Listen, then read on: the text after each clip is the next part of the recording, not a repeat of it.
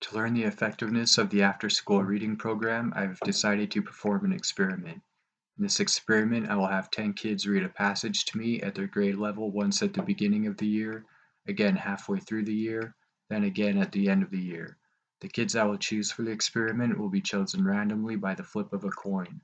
Heads are involved in the experiment and tails are not. Each child will already be at their own unique reading level, so I will take note of the child's progress individually.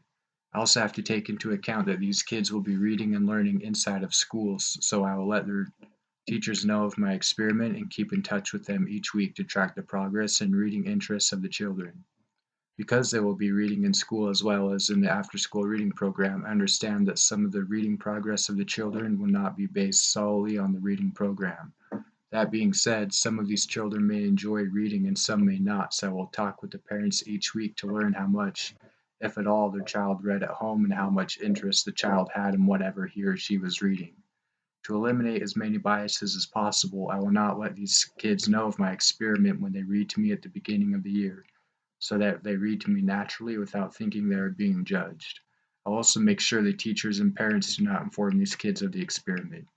I'll encourage the parents to let their child decide whether or not he or she wants to read for fun, aside from the requirements made by the school or the reading program, so that each child progresses through the program as naturally as possible without worrying about a hidden agenda. I learned from this assignment that no matter what kind of psychological research you are doing, there are always going to be biases and intervening variables. It takes a lot of special attention to each bias and each variable to make sure these things do not get in the way of the research.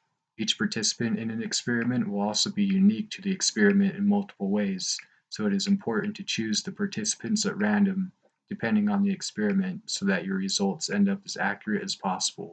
On this kind of experiment, it is also important that the participants do not know of the experiment, so they act as though no one is judging them.